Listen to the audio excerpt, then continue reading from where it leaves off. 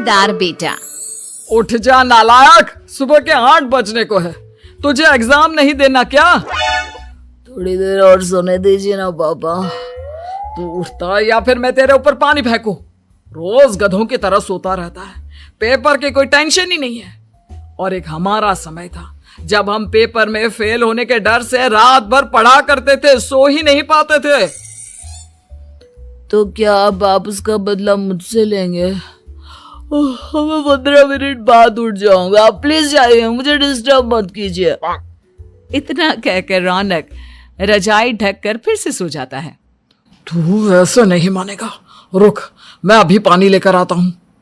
बस फिर क्या था, इतना कहकर वो भागते हुए बाथरूम में जाते हैं और पानी की एक बड़ी सी बाल्टी लाकर रौनक के ऊपर फेंक देते हैं। पानी पड़ते ही रौनक झट से उठ जाता है। ये आपने क्या किया पापा? अब तो उठेगा नहीं तो यही करना पड़ेगा ना। वैसे थैंक्स डैड, आपके कारण ना अब मुझे नहाने की भी जरूरत नहीं पड़ेगी। चलिए अब आप माँ से बोलकर मेरे कपड़े निकलवा दीजिए, तब तक मैं ब्रश कर लेता हूँ। वैसे कल ना आप एक काम और करना, नहलाने के साथ साथ मुझे ब्रश भी करवा देना। ये ब्रश करने में ना मुझे बहुत आलस आता है। रौनक की बातों से अरविंद का मुंह खुला का खुला रह जाता है। वो अपनी पत्नी कमला के पास जाता है और रौनक की हरकतों के बारे में बताता है, जिसे सुन उसकी पत्नी हंसने लगती है। तुम अपने बेटे को समझाने के बजाय हंस रही हो। रौनक बच्चा है, धीरे धीरे सुधर जाएगा, आप क्यों उसके पीछे पड़े रहते हो? अभी नहीं सुधरेगा तो कब सुधरेगा? 10वीं क्लास में है रौनक, वो अब कोई बच्चा नहीं रहा। अरविंद की इतना बोलते ही वहां रौनक भी आ जाता है। क्या डैड, मैंने आपको एक काम दिया था, वो भी नहीं हुआ आपसे। अरे क्या हुआ बेटा? माँ, मैंने डैड से बोला था कि वो आपको बोलकर मेरे स्कूल की यूनिफॉर्म निकाल दे, लेकिन मेरे पीछे पड़ने के अलावा इनसे एक काम ढंग से नहीं होता। देख रही हो कमला, देख रही हो अपने लाडले को? अरे आप चुप रहिए जी। चलो बेटा, मैं तुम्हें कपड़े निकाल कर दे देती हूँ। बस ऐसे ही साल पर साल बीतते जाते हैं, लेकिन रौनक के रवैये में कोई बदलाव नहीं आता। वो पहले से भी ज्यादा आलसी और पूरी तरह अपने माता पिता पर निर्भर हो जाता है। 2 साल बाद पता नहीं कहाँ गायब रहता है पूरे दिन, अब तक तो आ जाना चाहिए था। अरे आप इतनी फिक्र क्यों कर रहे हैं उसकी? दोस्तों के साथ खेल रहा होगा, आ जाएगा अभी। ये कोई टाइम है खेलने का? 10 बजने वाले हैं, इतनी रात में कौन खेलता है? कमला कुछ कहती उससे पहले ही रौनक वहां आ जाता है। मम्मी जल्दी से खाना लगा दो, बहुत भूख लग रही है। तुम्हें तब तक खाना नहीं मिलेगा जब तक तुम बता नहीं देते कि इतनी रात गए कहां से आ रहे हो। ओ प्लीज डैड, अब आप एसी पे प्रद्युमन बनकर मेरे सर पर बंदूक लेकर मत बैठ जाना। अपनी फालतू की बकवास बंद कर और बता कहां से आ रहा है। माँ अब समझाइए ना डैड को। बता देना बेटा, इनको भी तसल्ली हो जाएगी। आप बोल रही हैं तो बता देता हूँ, मैं दोस्तों के साथ मूवी देखने गया था, इसलिए देर हो गई। तो इन सब चीजों में मेरे पैसे उड़ाता है? कभी 1 रुपया कमाने के बारे में सोचा है तूने? जब देखो हवा की तरह पैसे उड़ाता रहता है। माँ अब आप इन्हें चुप करा दीजिए, वरना ना मुझे गुस्सा आ जाएगा। अच्छा क्या कर लेगा? बता ना क्या कर लेगा तू? वैसे बात तो ठीक ही है, मैं कर ही क्या सकता हूँ, पैसे तो फिर भी मैं आपसे ही मांगूंगा ना। चलिए अब ये सब बात छोड़िए और मम्मी मेरे लिए खाना लगा दीजिए। अभी लगा देती हूँ बेटा। मैं बता रहा हूँ कमला, एक दिन ये ऐसे ही बिगड़ जाएगा। ओफो, आप क्यों इतना पीछे पड़े रहते हो मेरे बच्चे के? बात की बाद में देखेंगे, अभी आप शांति से उसे खाना खाने देंगे। अगले दिन डैडी मुझे 10,000 रुपए चाहिए। हाँ? अब इतने पैसे क्यों चाहिए तुझे? डैड आप बिना सवाल किए कभी पैसे नहीं दे सकते क्या? जब तक तू बताएगा नहीं तुझे पैसे भी नहीं मिलेंगे। अरे अब आप अपने बेटे को पैसे भी नहीं दे सकते? नालायक, तेरी उम्र के लोग नौकरी करते हैं और एक तू है जो नौकरी करने का नाम ही नहीं लेता कभी। आप लोगों के होते हुए भला मैं नौकरी क्यों करूं? अरे हम कब तक पैसे देंगे तुझे? तुझे भी तो अपने पैरों पर खड़ा होना होगा ना। कौन सा उधार के पैरों पर खड़ा हूं? अपने ही तो पैरों पर खड़ा हूं मैं। इसी तरह रौनक दिन प्रतिदिन लापरवाह होता जाता है। उसकी लापरवाही को देखते हुए अरविंद और कमला अपने बेटे की शादी कराने का फैसला लेते हैं और 1 महीने के अंदर अंदर ही रौनक की शादी मेघा नाम की लड़की से करा देते हैं। शादी के कुछ दिन बाद, रौनक मुझे एक अच्छी सी साड़ी चाहिए, आप ला दोगे ना? हाँ, क्यों नहीं। कितने तक की आती है साड़ी? यही करीब 5,000 तक की। तुम चिंता मत करो, मैं आज ही डैडी से पैसे मांगकर तुम्हारे लिए साड़ी ले आऊंगा। आप कब तक ऐसे ही अपने पापा से पैसे मांगते रहेंगे? कोई अच्छी सी नौकरी क्यों नहीं कर लेते आप? अरे डैड के होते हुए मुझे नौकरी करने की जरूरत ही क्या है? पर आप ऐसे कब तक उनसे पैसे मांगते रहेंगे? कुछ आपको अपने दम पर भी तो करना होगा ना। अब तुम भी बाकी लोगों की तरह मुझे ज्ञान देना शुरू मत कर देना। साड़ी चाहिए ना तुम्हें, मिल जाएगी बस। इतना कहकर रौनक अपने पिता से पैसे मांगने चला जाता है।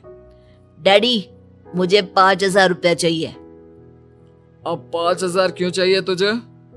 वो मेघा को साड़ी चाहिए थी। अरविंद आगे बिना कुछ कहे चुपचाप उसे पैसे निकाल कर दे देता है। कुछ दिन बाद, तुम्हें नहीं लगता कमला, रौनक हम पर पहले से भी ज्यादा डिपेंड हो गया है?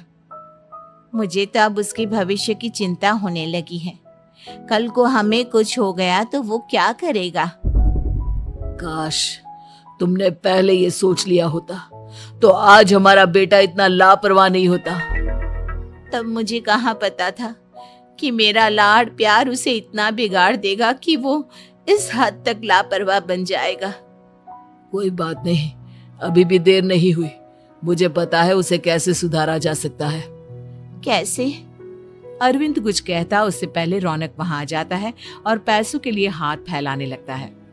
डैड, मैं और मेघा बाहर घूमने जाना चाहते हैं। अरे वाह, ये आज सूरज कहाँ से निकला है? Dad please. अच्छा चलो अब मुद्दे की बात करो। मुझे अब 25,000 चाहिए। अब तुम्हें 1 रुपया भी नहीं मिलने वाला। अगर तुम्हें पैसों की इतनी ही जरूरत है तो कोई ढंग की नौकरी कर लो। मम्मी, आप कुछ कहिए ना डैड को। बेटा, वो गलत क्या बोल रहे हैं? ये सब हम तेरे भले के लिए ही तो कर रहे हैं। मम्मा, मैंने बताया ना आपको, मुझे नहीं करनी कोई जॉब वॉब। तो ठीक है, निकल जाओ हमारे घर से। तुम्हारे जैसे लोगों के लिए मैंने ये घर खड़ा नहीं किया है।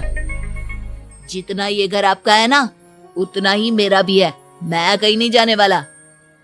जाना तो पड़ेगा ही तुझे, क्योंकि अब मैं तेरा कोई भी खर्चा नहीं उठाने वाला। ठीक है, मत उठाइए मेरा खर्चा, मैं अपने दम पर भी जी सकता हूँ। तो बेशर्मों की तरह अब तक यहाँ क्यों खड़ा है? अपना सामान ले और निकल जाए यहाँ से। रौनक पैर पटकते हुए वहां से चला जाता है। घर से निकालना जरूरी है क्या उसे? बिना पैसों के कौन रखेगा उसे किराए पर? अगर उसका भविष्य सुधारना है तो हमें अपने दिल पर पत्थर रखकर ये कदम उठाना ही होगा। दोनों बात कर रहे होते हैं कि रौनक अपनी पत्नी के साथ एक बड़ा सा बैग लेकर घर से निकल जाता है, लेकिन घर से बाहर उसे कोई भी मुफ्त में अपने घर किराए पर नहीं रखता। अंत में थक हार कर वो फिर से अपने घर चला जाता है। क्या हुआ? थोड़ी देर पहले तो दहाड़ते हुए घर से निकला था, अब क्या हुआ? नहीं रखा ना किसी ने तुझे किराए पर? डैड प्लीज, मैं कुछ दिनों में कोई अच्छी सी नौकरी शुरू कर दूंगा। आप तब तक तो हमें रख लीजिए प्लीज। सुबह से रात हो चुकी है लेकिन कोई हमें रखने को राजी नहीं है। अब आप ही बताइए, इतनी रात को मैं मेघा को लेकर कहाँ जाऊंगा?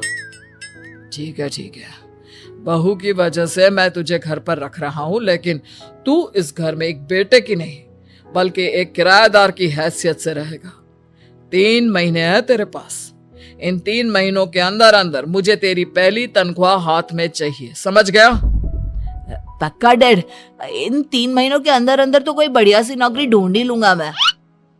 ऐसे ही धीरे धीरे समय बीतने लगता है और अरविंद के दिए 3 महीनों में से 2 महीने बीत चुके होते हैं।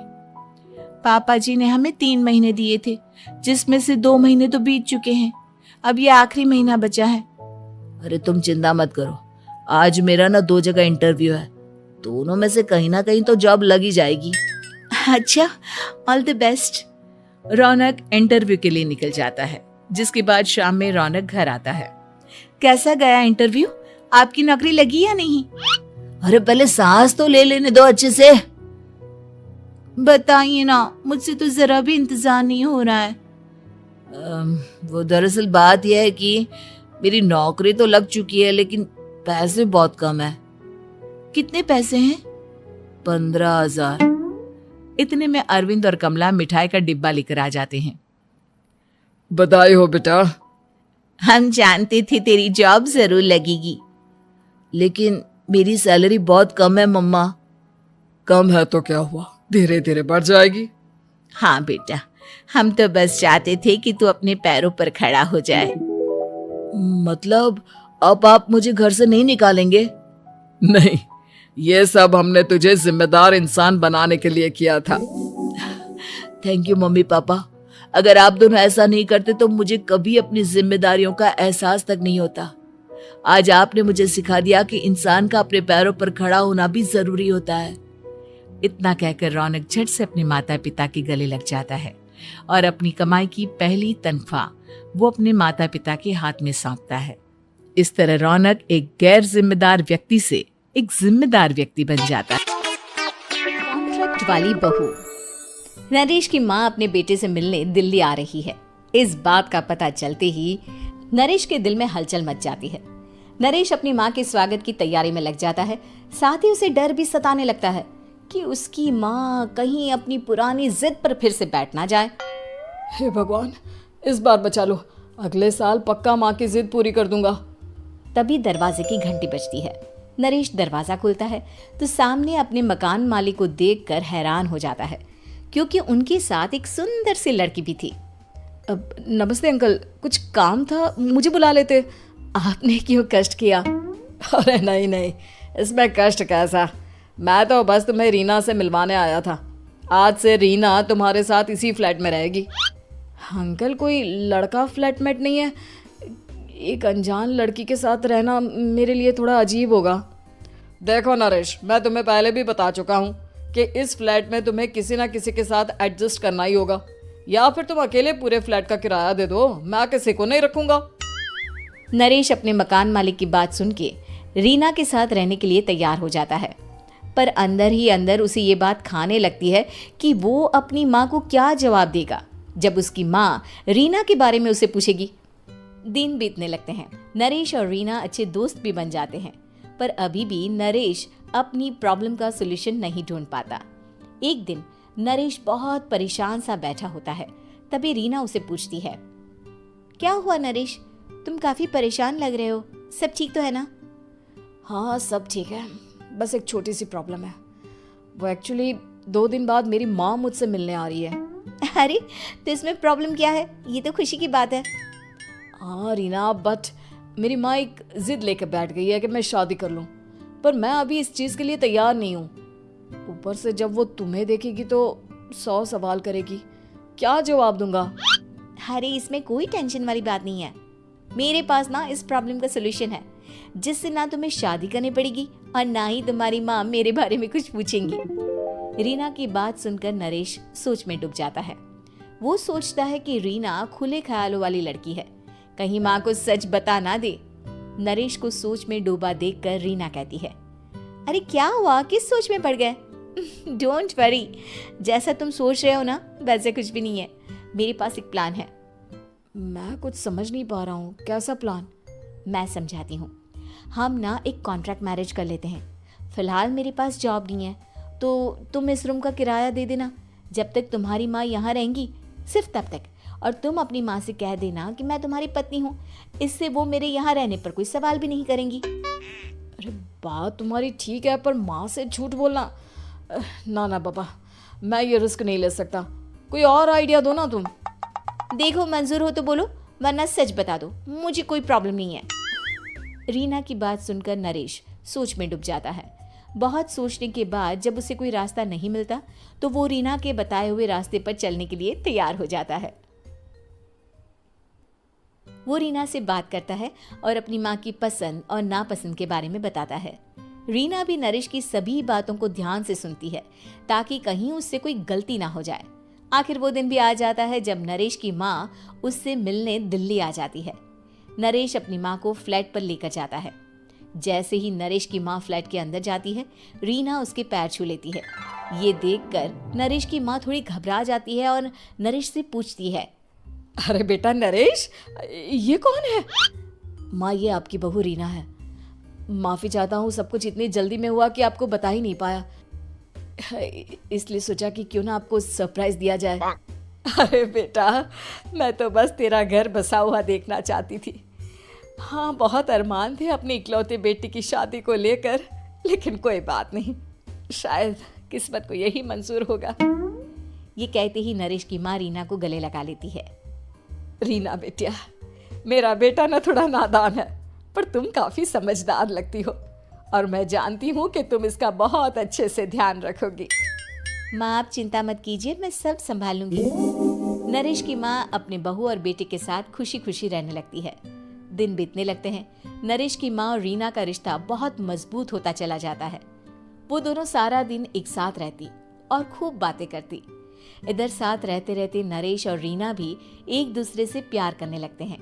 दोनों को इस बात का एहसास हो जाता है, फिर भी वो इस बात को छुपा कर ही रखते हैं।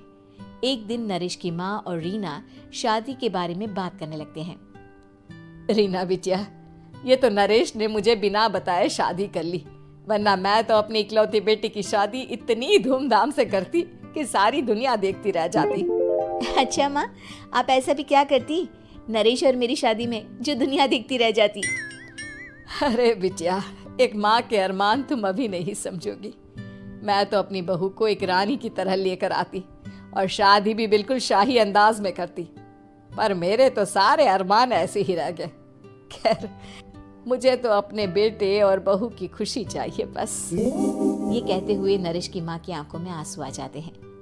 रीना भी ये सुनकर ख्यालों में खो जाती है, क्योंकि वो भी मन ही मन खुद को नरेश की पत्नी और उसकी माँ की बहू मानने लगी थी। शाम को जब नरेश ऑफिस से घर आता है तो रीना खुद को रोक नहीं पाती और नरेश के सामने उसकी माँ को अपने और नरेश के रिश्ते का सारा सच बता देती है। रीना की बात सुनकर नरेश की माँ दोनों से बहुत नाराज हो जाती है और घर वापस जाने की बात करने लगती है। तुम दोनों ने मुझसे सच छुपाकर बहुत ठेस पहुंचाई है मुझे। अब तुम लोगों के साथ नहीं रहना चाहती मैं, कल ही वापस चली जाऊंगी अपने घर। माँ, मुझे माफ कर दो, ये सब मैंने रीना के कहने पर ही किया है, वरना मैं भी आपको कभी ठेस पहुंचाने के बारे में सोच भी नहीं सकता। हाँ माँ, हमने ये सिर्फ आपका दिल रखने के लिए किया, प्लीज हम दोनों को माफ कर दीजिए। तुम दोनों ने मेरे अरमानों के साथ खिलवाड़ किया है, और वैसे भी मुझे अपने बेटे के लिए एक अच्छी लड़की ढूंढनी है, इसलिए मेरा यहाँ से जाना ही बेहतर होगा। माँ की ये बात सुनकर रीना खुद को रोक नहीं पाती। माँ, क्या मैं आपके घर की बहू बनने लायक नहीं हूँ? रीना की बात सुनकर नरेश हैरान रह जाता है। नरेश की माँ भी कुछ समझ नहीं पाती। मैं कुछ समझी नहीं, आखिर तुम कहना क्या चाहती हो? माँ, मैं वो नरेश से बहुत प्यार करती हूँ और साथ ही साथ मैं आपको भी अपनी माँ मान बैठी हूँ। आज जब आपकी बातें सुनी तो खुद को रोक नहीं पाई, इसलिए सारा सच आपको बता दिया। रीना की बात सुनकर नरेश की माँ की आंखों में आंसू आ जाते हैं और वो अपने बेटे नरेश और रीना को गले लगा लेती है। मेरे घर की बहू तो सिर्फ रीना बिटिया ही बनेगी।